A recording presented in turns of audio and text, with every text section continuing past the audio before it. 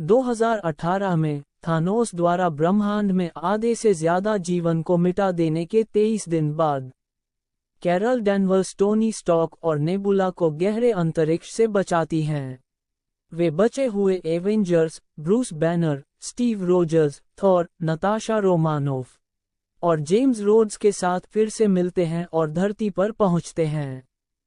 एक निर्जन ग्रह पर थानोस को ढूंढते हुए वे उसके कार्यों को उलटने के लिए इन्फिनिटी स्टोन्स का उपयोग करने की योजना बनाते हैं, लेकिन पाते हैं कि थानोस ने उन्हें नष्ट कर दिया है। क्रोधित होकर थॉर थानोस का सिर काट देता है। 5 साल बाद स्कॉट लैंग क्वांटम दायरे से बच निकलता है।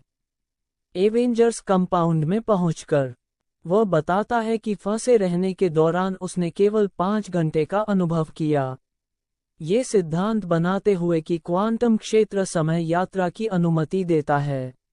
वे अनिच्छुक स्टॉक से थानोस के वर्तमान कार्यों को पलटने के लिए अतीत से स्टोन्स को पुनः प्राप्त करने में उनकी मदद करने के लिए कहते हैं।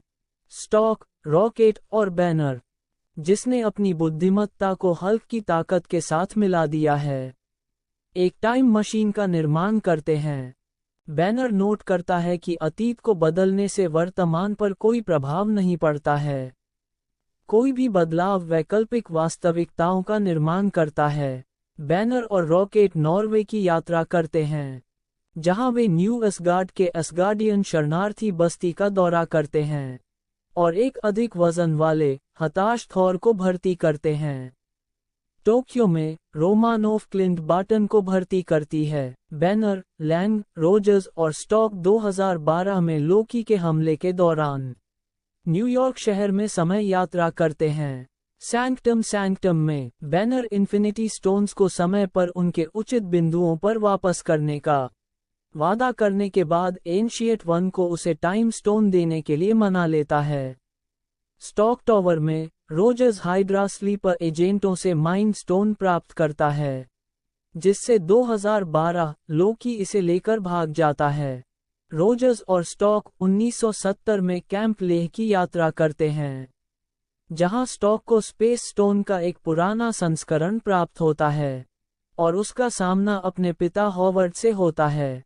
रोजर्स वर्तमान में लौटने के लिए हैंक पिम से पिम पार्टिकल्स चुराता है। रॉकेट और थॉर 2013 में असगार्ड की यात्रा करते हैं। रॉकेट जेन फोस्टर से रियलिटी स्टोन निकालता है। थॉर को उसकी मां फ्रिग्गा ने प्रोत्साहित किया और वह अपने पुराने हथौड़े म्योल्निर को वापस ले लेता है। बार्टन, रोमानोफ, नेबुला और रोड्स 2014 में यात्रा करते हैं। नेबुला और रोड्स मोराग जाते हैं और पीटर क्विल से पहले पावर स्टोन चुरा लेते हैं, जबकि बार्टन और रोमानोफ वॉमिर की यात्रा करते हैं।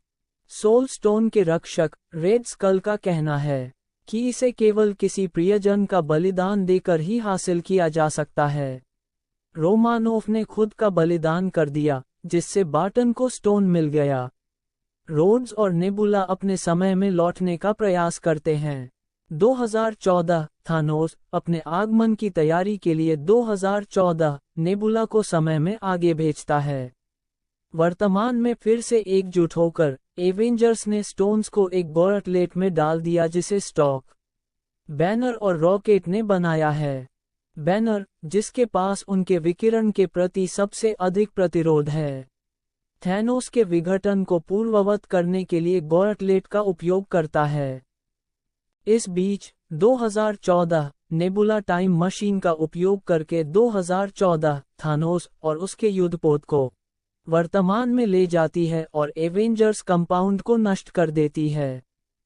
वर्तमान समय की नेबुला 2014 गम्योरा को थानोस को धोखा देने के लिए मना लेती है, लेकिन 2014 नेबुला को मनाने में असमर्थ होती है और उसे मार देती है। थानोस स्टॉक, थॉर और म्योल्निर धारक रोजर्स को पराजित करता है। वह स्टोन्स को पुनः प्राप्त करने के लिए अपनी सेना को बुलाता है। उनका उपयोग ब्रह्मांड को नष्ट करने और एक नया ब्रह्मांड बनाने के लिए करने का इरादा रखता है। एक बहाल स्टीफन स्ट्रेंज अन्य जादूगरों, बहाल एवेंजर्स और guardians of the Galaxy Ravagers और वाकांडा और असगार्ड की सेनाओं के साथ थानोस की सेना से लड़ने के लिए आते हैं। डैनवर भी आता है और थानोस के युद्धपोत को नष्ट कर देता है, लेकिन थानोस उसे हरा देता है और गोयटलेट को जब्त कर लेता है। स्टॉक स्टोन्स चुराता है और उनका उपयोग थानोस और उसकी सेना को विघटित करने के लिए करता है। खुद को बलिदान कर देता है।